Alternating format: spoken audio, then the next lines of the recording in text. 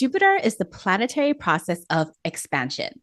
And right now, it's joining all the other planets that have recently shifted into air and fire signs, moving into the sign of Leo, the fire sign of radiance, creativity, and joy. So, the question this year long transit asks of every leader is simple: how are you ready to expand your radiance? This is the first part in a brand new series on Jupiter in Leo, recorded live inside my masterclass within the Star Powered Circle, my global community for changemakers who are leading with their stars. If you want to be in the room for conversations like this, the doors are open. Come on, join us. For now, let's start with that Jupiter in Leo and what this means for you and how to make your mark. I'm Leslie Tagorda, a business astrologer and creator of the Astro Brand Method, blending more than 20 years of brand strategy with the precision of astrology to help entrepreneurs and underrepresented leaders make their mark. Well, welcome everybody. We are talking about Jupiter entering Leo. Oh my gosh, can you believe that, all of the big transitions that we have felt in the last couple of years? Well, it's absolutely recognized in the cosmos. Pluto moving into Aquarius a few years ago, and then this year, Neptune, Saturn, Uranus moving into fire and air signs, and now we have Jupiter. But oh my gosh, like we can really, really feel that shift. I feel that, that the Jupiter having its last days in Cancer, Jupiter doesn't move into Leo until June 30th. But these last few days in Cancer, Jupiter is like, let's wring out all of these big emotions, right? Like, who else is feeling really extra big emotions right now? I see Kim raising, also Kaz, like, holy smokes, right? It's been a lot of big feelings lately. And so, if we can allow ourselves to really enjoy this process, even though maybe even if we're going through good times or bad times, we're like, what? Like, how do we enjoy the process of feeling into these big feelings? Well, because when we're feeling into these big feelings, we're moving through these feelings. And so now, Jupiter, when it moves into Leo, again, we have fire and air. And if you've been, following astrology for a while, remember back in 2020, I know we're always going to remember back to 2020, but in 2020 when Jupiter and Saturn moved together, they had their great conjunction of 2020. Pluto was in there as well. Jupiter and Saturn met up in the sign of Aquarius. And that signaled like like a giant epic, like 200-year cycle of Saturn and Jupiter meeting up every 20 years in air signs. Okay. So this was already laying the foundation for some really big things. And now we have all of these outer planets in fire and air. But so, what are your thoughts of now that we have all of these outer planets getting ready to be in fire and air? I'd love to hear some of your thoughts about that. I've actually noticed it's been super windy, like literally. In Windy, yes. yeah. Which I'm like, oh, that feels like a total manifestation of this, all this air. Absolutely. Well, you know what's really interesting, right? Both Dr. Sweta and I, we live in the San Francisco Bay Area. And when we have the solstice, which is also coming up in just a few days, there's like June in the Bay Area, San Francisco Bay Area is known as like June gloom. It's like so cold, it's so foggy, it's so gray. There's all of this wind whipping up past the Pacific Ocean. And I remember last year's solstice, I got together with a group of friends and we tried to go to Ocean Beach to like do our ceremony. And like the wind and the sand were whipping up, and we were like trying to get to the shore. I was like, ah, that's a sign, if ever. Like, what will the next 6 months be like? I live in Pacific Grove, so I experienced the June gloom too. Oh, Although yes. today is sunny. Is it sunny in San Ah. Francisco? There's a little bit of sun right now where I live. I live on the other side of Twin Peaks, so I just noticed that it feels a little bit better now that all those planets, those big shifts are behind us. I don't know. It just seems, I don't know how it's going to feel yet. I, when they're going through it, but the transitions are over, so it seems like it's a little calmer. Maybe. I mean, like when we think of fire and air, like those forms of matter tend to be a little bit lighter.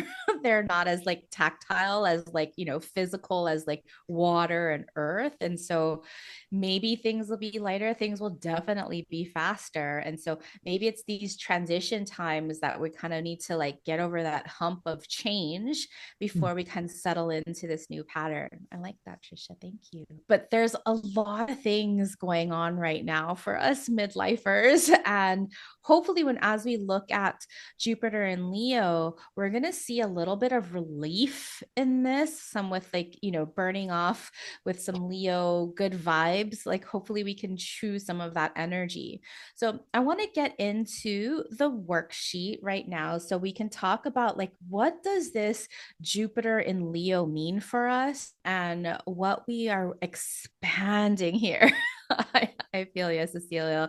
So June 30th, Jupiter moves into Leo all the way through August 24th. So you already know that Jupiter spends about 12 months in each sign.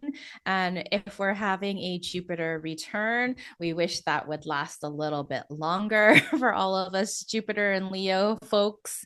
Um, but when we're looking at what Jupiter in Leo means for us, who here took Vision Star Lab earlier this year? This year, raise a hands. Yeah.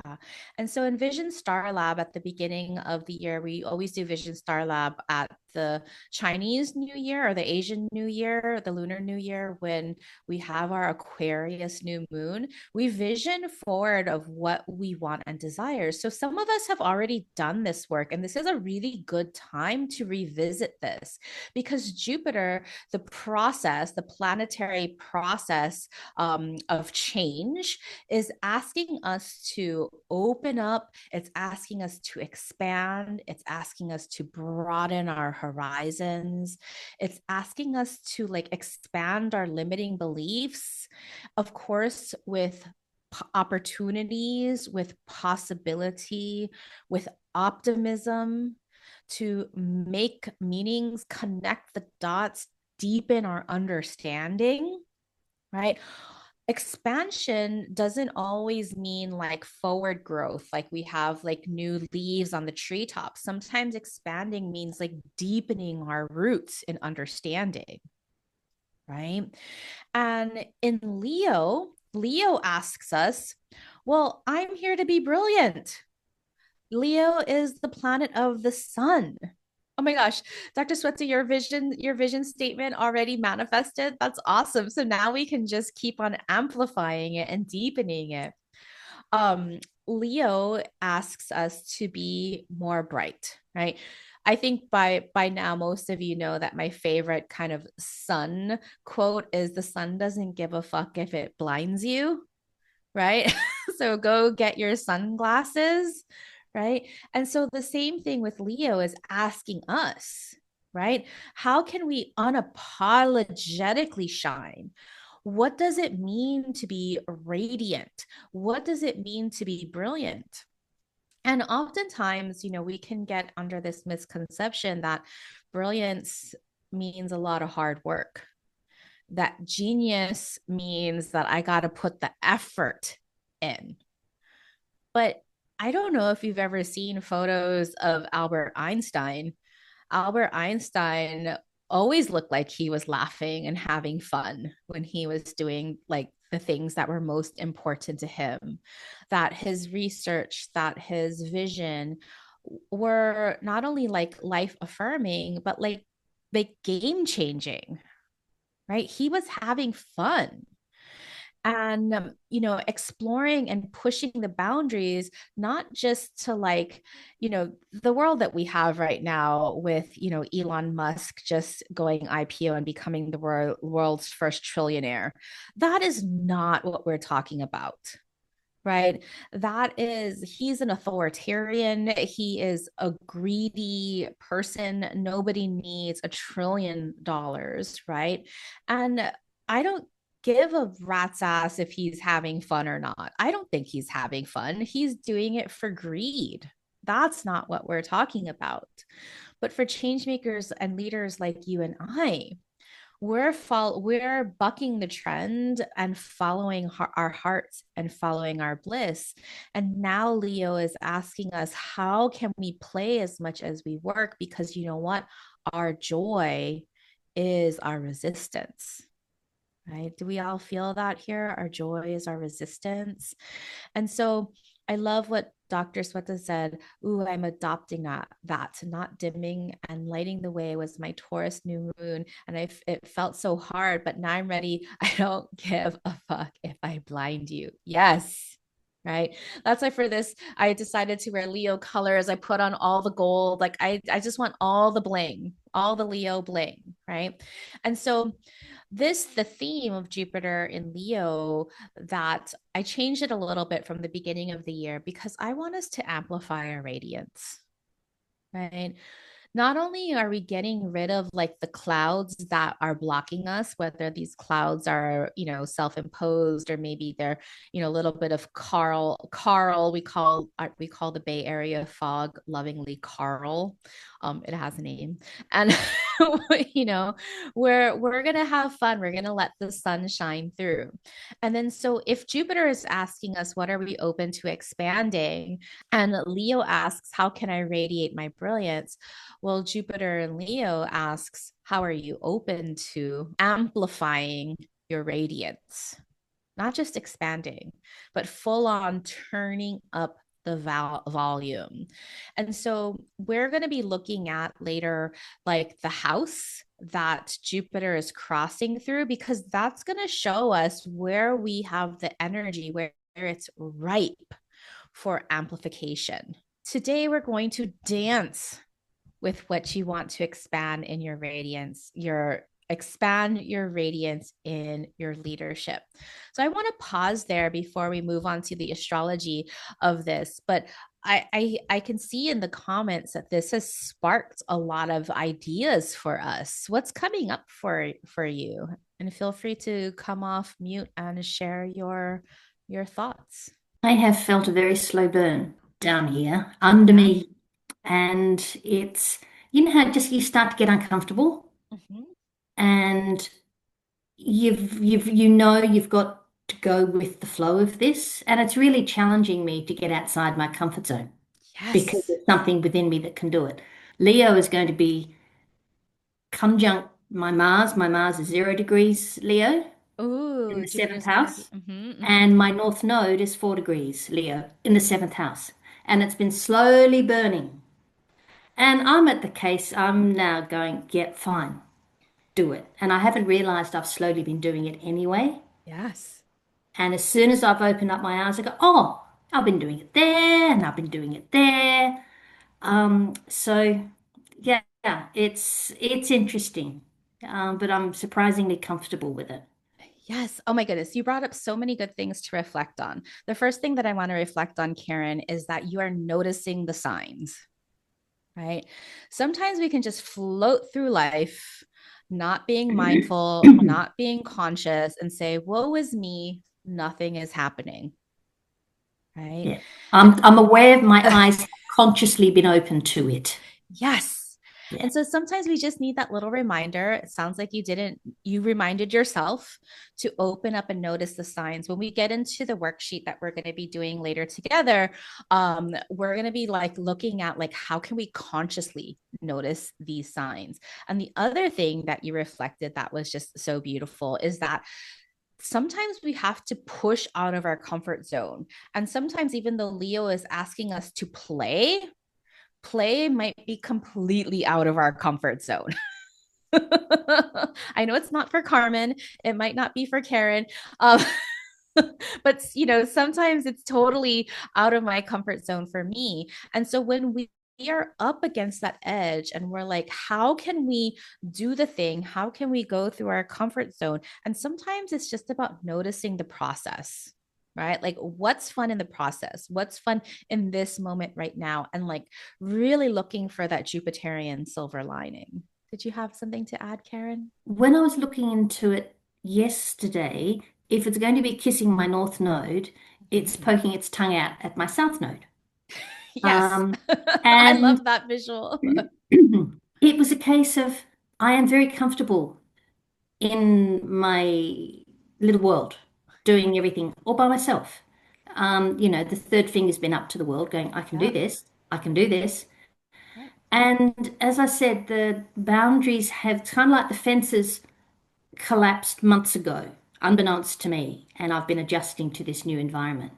And look, I'm looking forward to what is coming. I think Yeah. because again, I've gained some traction Yeah. unbeknownst to me consciously, but I can look back now and go, oh, look where I've come from. Yeah, And that's but the nice. the seventh house, right? These are energies in your seventh house, and so they're asking you to partner. It's Absolutely. asking you to like break out of that little world. So Yeah. And I love seeing that. it's not that I can't do it by myself. That's not the question. No, South It's Node, am of I course, is like open? you've done it by yourself. Yeah. And am I open to sharing the load? It's really a case of I don't need to carry the load anymore. Am I willing Yes. to go out and have fun and and Yes. and share the load? So Beautiful, Karen. Thank you. Yeah, Dr. Sweta. So it's really interesting because the Leo full moon last year, like I've been feeling Leo calling me since last year. And that full moon, this idea of spotlight trauma like showed up for me. And so I literally like have intentionally like worked on my spotlight trauma. And that work has totally manifested my vision statement, which is about the visibility and speaking on these big stages. But like that had to heal for me to be able to show up in doing this.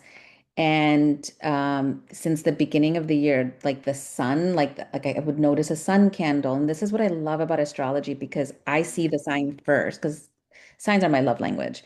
And then I get an affirmation through astrology. So I discovered that I actually am my progressed sun just went into Leo, like in April. No wonder Leo's been calling you. Exactly. And I felt I was feeling it since last year. And so it was super affirming. And I have Saturn in Leo. So I'm kind of curious about that. Second Ah. house. And I believe the South Node is in Leo too, right? This Yeah. year. The South Node will be moving into Leo when the North Node moves into Aquarius. Yeah, so we'll have Yeah. that Jupiter's we won't get the Jupiter South Node conjunction for a while, but for the generation that has the Saturn in Leo, there's quite a number of us that have Saturn in Leo. I personally love that Jupiter Saturn conjunction because while Jupiter wants to expand, Saturn wants to contract. And so we have these two opposing forces that are working together. And so what I noticed when I had my Jupiter Saturn conjunction, it was this kind of idea of like doing more with less, right? Like when we have those restrictions, when we have those boundaries, like there's so much genius that comes forth because all of a sudden the world isn't our oyster. Like we have to work within really small confines, but like all the brilliance that we can create within those confines are just so amazing. And so thank you for that reflection and just like even more permission for you to in your speaking stages, like I like watch you on social media, and like when you do all your speaking, you're wearing all of these like colorful Indian outfits, and just like even go brighter and bolder with this Leo and Jupiter Well, in Leo. I said out loud a very daring little seed, planting a seed of this seems so like I cannot believe I'm saying this, but almost like there's a dream to maybe even create like a clothing line. Yes. Or So I mean, because you have all that Taurus energy, like so all of those in like in Latino traditions, all those different charms and stuff, yeah. and like just like bold, beautiful jewelry. This is actually an Indian designer. It's like one of my favorites. Yeah. So we'll see how that unfolds. But Fun, fun. Thanks, Sweta. mhm. Um, anybody else want to share their comments before we move to the astrology of Jupiter in Leo? Yeah, Trisha. She just said spotlight trauma. I think I have that too. And that's something I'm going to start exploring. But I'm Leo moon, Leo rising, and North Node in Leo. But I have a lot of Virgo. So, I mean, it makes sense that I'm a Leo now that I know I have a lot of Leo, but I was surprised when I first found out like around 10 years ago. But I'm very self-conscious and like if I ever had a speaking part in a play, I mean, I love dance and theater, all of that and all of that, but if I ever had a speaking part, my voice would literally shake and tremor. And so I'm really like gonna look into that. That's a nice way to put it, spotlight trauma. Yeah.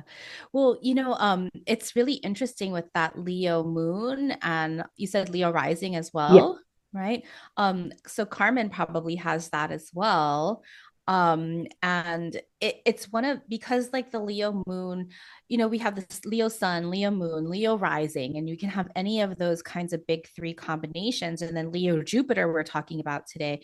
And we have to remember the process of each of these planets or energies. And so, the Leo process is to bring the unconscious to the conscious, right? So it's very karmic with that Leo moon. And the Leo rising is this intentionality where we have to stretch in and choose Leo, Yeah. right? And so Yeah. the spotlight trauma, like the trauma of being seen, the trauma of being in the spotlight, I mean, that's really real for us. And then if we have Leo South Node, which collectively we're gonna have that, right? It's not just like me, me, me, me, me. Like the true Leo archetype isn't just about being in the spotlight. It's about, okay, how can I be in the spotlight, but also share the Yeah. spotlight. Yeah. Without thinking I'm being selfish or Right. but I feel like this transit coming, this Jupiter going through that is probably a good opportunity for me to um expand. Yes. Especially the first house. I'm looking at you, Carmen and Trisha. Thank you for sharing that. Mhm. Key says this Jupiter transit will be exactly half in my third and half in my fourth. So it'll be interesting to see how it plays out. Well, Key, I want you to, like, when we talk about the houses later, because it's going to be crossing your IC, that's gonna be a huge one. And for all of us where Jupiter's transiting one of our angles, we'll talk more deeply about that when we go through the house prompts. Cecilia says, feeling that so hard. Yeah, especially what Dr. Sweta said. So that's beautiful, beautiful. So thank you again. If this podcast has touched your heart, please share it with others. Please leave me a rating and review so we can reach the hearts of even more changemakers like you.